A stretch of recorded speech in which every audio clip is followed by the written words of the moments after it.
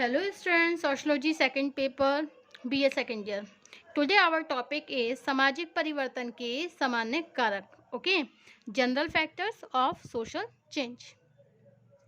We get the introduction of the general factors of social change. देखिए, सामाजिक परिवर्तन की प्रकृति तथा विभिन्न स्वरूपों को समझ लेने के बाद प्रश्न यह उठता है कि सामाजिक परिवर्तन क्यों होता है. तो सामाजिक परिवर्तन की प्रकृति अथवा सामाजिक परिवर्तन की प्रकृति तथा विभिन्न स्वरूपों को समझ लेने के पश्चात प्रश्न यह उठता है कि सामाजिक परिवर्तन आखिर होता क्यों होता है. Do you know about it. देखिए, सामाजिक ज्ञान के आरंभ से ही विभिन्न विद्वान इसकी व्याख्या अपने अपने दृष्टिकोण से करते रहे हैं.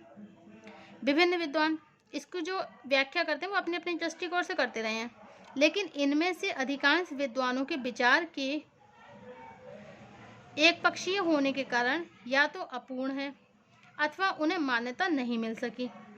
ठीक है, मतलब सभी विद्वानों ने, जो विभिन्न विद्वान हैं, उन्होंने अपने अपने दृष्टिकोण से इसकी व्याख्या दी है, लेकिन अधिकांश विद्वानों के जो विचार हैं वो एक पक्षीय नहीं है.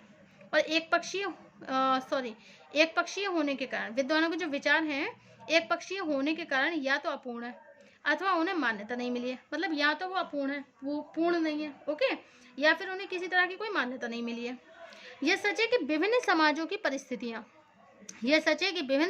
जो परिस्थितियां होती हैं, ठीक है, और सामाजिक मूल्यों के अनुसार वहाँ सामाजिक परिवर्तन के कारण एक दूसरे से कुछ भिन्न हो सकते हैं, लेकिन किसी भी समाज में परिवर्तन केवल एक विशेष कारण से ही नहीं होता, बल्कि समाजशास्त्रीय दृष्टिकोण यह है कि अनेक दशाएं अपने संयुक्त प्रभाव के कारण अपने प्रभाव के द्वारा सामाजिक परिवर्तन उत्पन्न करती हैं. इन दृष्टिकोण से सामाजिक परिवर्तन के उन सामान्य कारकों को समझना आवश्यक है कि जो विभिन्न समाजों में परिवर्तन के लिए उत्तरदायी होते हैं. तो इसमें क्या बताया है कि सामाजिक परिवर्तन की प्रकृति क्या है. विभिन्न स्वरूपों को समझ लेने के पश्चात प्रश्न यह उठता है कि सामाजिक परिवर्तन क्यों होता है. तो विभिन्न विद्वान हैं, इन्होंने सामाजिक परिवर्तन की अलग अलग तरह की व्याख्या दी अपने अपने दृष्टिकोण से, लेकिन फिर भी अधिकांश विद्वानों के विचार एक पक्षीय नहीं है. ठीक है, और एक पक्षीय होने के कारण भी या तो अपूर्ण है या फिर उन्हें मान्यता नहीं मिली है. सच तो यह है कि विभिन्न समाजों की जो परिस्थितियां हैं और सामाजिक मूल्यों के अनुसार जो सामाजिक परिवर्तन है उनके कारण एक दूसरे से कुछ भिन्न है. ओके, लेकिन किसी भी समाज में परिवर्तन केवल एक विशेष कारण से नहीं होता. समाजशास्त्रीय दृष्टिकोण ये है कि अनेक दशाएं अपने संयुक्त प्रभाव के द्वारा सामाजिक परिवर्तन उत्पन्न करती हैं, और इन दृष्टिकोण से सामाजिक परिवर्तन के उन सामान्य कारकों को समझना आवश्यक है कि जो भिन्न समाजों में परिवर्तन के लिए उत्तरदायी होते हैं. ओके, फर्स्ट है आपका जैविकीय कारक. फर्स्ट कारक कौन सा है? जैविकीय कारक मीन्स बायोलॉजिकल फैक्टर्स. ओके, तो बायोलॉजिकल फैक्टर्स में क्या बताया है? देखिए, जीव शास्त्रियों ने यह स्पष्ट किया है कि प्राकृतिक रूप से मनुष्य की जो जीव रचना है एक विशेष पर्यावरण से जीवित रहने के अनुकूल बनाया गया है. मतलब जीव शास्त्रियों ने यह स्पष्ट किया है कि प्राकृतिक रूप से मनुष्यों की जो जीव रचना को एक विशेष पर्यावरण में जीवित रहने के अनुकूल बनाया गया है. किन्हीं परिस्थितियों में यदि मानव का जीव रचना अपने प्राकृतिक पर्यावरण से अनुकूल न कर सके अथवा जैविकीय दशाओं में परिवर्तन उत्पन्न हो जाए तो मानव समाज में भी परिवर्तन होने लगते हैं. उदाहरण के लिए, मनुष्य जब प्रकृति के खुले वातावरण से दूर हटकर नगर की गंदी बस्तियों में रहना शुरू कर देता है तब वहाँ बीमारियां बढ़ने लगती हैं. निर्धनता बढ़ने से समाज में नई नई समस्याएं पैदा हो जाती हैं. यदि जन्म दर अधिक हो जाती है अथवा कृत्रिम साधनों के द्वारा जन्म दर और मृत्यु दर को कम करने का प्रयत्न किया जाता है तो समाज को संगठित बनाने के लिए व्यवहार के नए तरीकों और नए सामाजिक मूल्यों की आवश्यकता होती है. यह सभी दशाएं सामाजिक परिवर्तन उत्पन्न करती हैं. ओके, अब नेक्स्ट पॉइंट है आपका जनसंख्यात्मक कारक. Demographic factors. Okay, demographic factors में क्या है? बहुत से विद्वानों ने सामाजिक परिवर्तन का मुख्य कारण समाज की जनसंख्या संबंधी विशेषताओं में परिवर्तन होना माना है. इनका विचार है कि समाज की विभिन्न संस्थाओं, नियमों और परंपराओं का निर्माण उसकी जनसंख्या के आकार के अनुसार ही होता है. जनसंख्या कम होने पर परंपरागत जीवन को प्रोत्साहन मिलता है, जबकि जनसंख्या अगर बढ़ती है तो समाज की संस्थाएं और सामाजिक ढांचे में भी परिवर्तन की आवश्यकता महसूस की जाने लगती है। इसी प्रकार जनसंख्या की विशेषताओं में होने वाला परिवर्तन भी सामाजिक परिवर्तन का एक प्रमुख कारण है। ओके, नेक्स्ट है आपका, नेक्स्ट पॉइंट है प्रौद्योगिक कारक। प्रौद्योगिक कारक, टेक्नोलॉजिकल फैक्टर्स। प्रौद्योगिकी का तात्पर्य क्या होता है? देखिए, उन उन्नत मशीनों और उपकरणों से है जो मनुष्य की विभिन्न आवश्यकताओं को पूरा करने का साधन होती हैं। वर्तमान युग में प्रौद्योगिक विकास सामाजिक परिवर्तन के सबसे महत्वपूर्ण कारकों में से एक है। कृषि, वस्तुओं के उत्पादन तथा परिवहन के क्षेत्र में विभिन्न प्रकार की मशीनों के आविष्कार के फलस्वरूप तरह तरह के उद्योगों का विकास हुआ। नगर तथा गांव के लोगों को एक दूसरे के संपर्क में आने का अवसर मिला। विभिन्न समूहों के बीच सांस्कृतिक मिश्रण बढ़ने लगा और नई आवश्यकताओं के कारण परंपरागत विश्वास कमजोर पड़ने लगे और श्रमिक समस्याओं और तरह तरह के अपराधों के कारण सामाजिक कानूनों में परिवर्तन की आवश्यकता उत्पन्न हो गई। परिवार में प्रेशर कुकर, टेलीविजन, टेलीफोन का उपयोग बढ़ जाने के कारण स्त्रियों को बाहरी जगत से परिचित होने का अवसर मिला और खाली समय का उपयोग करने के लिए पहले से विभिन्न प्रकार के व्यवहारों को प्रोत्साहन मिलने लगा।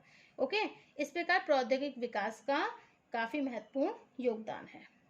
ओके, नेक्स्ट पॉइंट है सांस्कृतिक कारक, कल्चरल फैक्टर्स। सांस्कृतिक कारक, कल्चरल फैक्टर्स। किसी समाज की सांस्कृतिक विशेषताओं में होने वाला परिवर्तन भी सामाजिक परिवर्तन के लिए उत्तरदायी रहा है। संस्कृति के अंतर्गत हम धर्म, नैतिकता, विश्वासों, परंपराओं, लोकाचारों तथा मनुष्य द्वारा विकसित सभी प्रकार के भौतिक और वैचारिक तत्वों को सम्मिलित करते हैं। इन विशेषताओं में जब कभी भी कोई परिवर्तन होता है तो समाज में नई संस्थाओं अथवा व्यवहार के नए ढंगों का विकास होने लगता है। ओके, और क्या होता है, विद्वानों ने सांस्कृतिक कारकों के अंतर्गत मुख्य रूप से 4 कारकों को सामाजिक परिवर्तन के लिए अधिक उत्तरदायी माना है। कौन कौन से हैं वो कारक? सांस्कृतिक विलंबना, सांस्कृतिक संघर्ष, पर सांस्कृतिक ग्रहण तथा सांस्कृतिक प्रसार। ओके, सांस्कृतिक विलंबना ऐसी दशा है जिसमें विचार और मनोवृत्तियों की अपेक्षा भौतिक विकास अधिक तेजी से होने लगता है। समाज में सांस्कृतिक असंतुलन पैदा हो जाता है, सामाजिक संबंधों में परिवर्तन होने लगता है और सांस्कृतिक संघर्ष एक दूसरे से भिन्न संस्कृतियों वाले समूहों द्वारा एक दूसरे के निकट संपर्क में आने और उनके बीच संघर्ष उत्पन्न होने से होता है। नेक्स्ट पॉइंट है आपका मनोवैज्ञानिक कारक, साइकोलॉजिकल फैक्टर्स। मनोवैज्ञानिक कारक, साइकोलॉजिकल फैक्टर्स। वर्तमान समाजों में परिवर्तन केवल इस कारण से नहीं होता कि अनेक प्रौद्योगिकी अथवा सांस्कृतिक दशाएं लोगों को नए ढंग से व्यवहार करने के लिए बाध्य करती हैं, बल्कि इसका प्रमुख कारण यह भी है कि व्यक्ति की मानसिकता में आज भी बहुत तेजी से परिवर्तन हो रहा है। मानसिकता में होने वाला परिवर्तन नवीनता की इच्छा तथा मानसिक तनावों का परिणाम है। आज अधिकांश व्यक्ति व्यवहार के पुराने ढंगों और परंपराओं में इसलिए परिवर्तन चाहते हैं जिससे वे अपनी नवीनता की इच्छा को पूरा कर सकें। मानसिक तनावों के फलस्वरूप बहुत से व्यक्ति यह समझने लगते हैं कि उनके परंपरागत नियम और सामाजिक मूल्य उपयोगी नहीं हैं। इसके फलस्वरूप सामाजिक जीवन के सभी पक्षों में कुछ न कुछ परिवर्तन स्पष्ट होने लगता है। नेक्स्ट पॉइंट है आपका आर्थिक कारक, इकोनॉमिक फैक्टर्स। अनेक विद्वान मानते हैं कि सामाजिक परिवर्तन का प्रमुख कारण आर्थिक कारक भी है। ओके, और इनमें हम मुख्य रूप से उत्पादन का स्वरूप, संपत्ति की प्रकृति, व्यवसाय की प्रकृति, आर्थिक प्रतिस्पर्धा, श्रम विभाजन और वितरण की व्यवस्था आदि को सम्मिलित करते हैं। ओके, नेक्स्ट पॉइंट है आपका राजनीतिक कारक, राजनीतिक कारक, पॉलिटिकल फैक्टर्स। आज जैसे जैसे व्यक्ति और समाज के जीवन पर राज्य का प्रभाव बढ़ता जा रहा है, सामाजिक परिवर्तन के क्षेत्र में राजनीतिक कारकों का महत्व स्पष्ट रूप से सामने आने लगा है।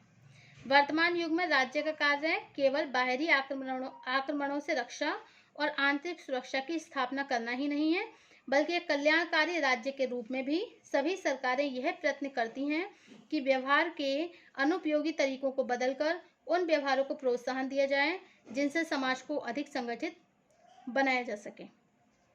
ओके, हमारे देश में आज कानून द्वारा विवाह की आयु, विवाह विच्छेद, अनुसूचित जातियों की स्थिति, स्त्रियों के अधिकारों तथा धार्मिक मान्यताओं में जो भी चेंजेस आए हैं, जो भी परिवर्तन लाया गया है, उससे सामाजिक परिवर्तन के क्षेत्र में राज्य का महत्व स्पष्ट हो जाता है।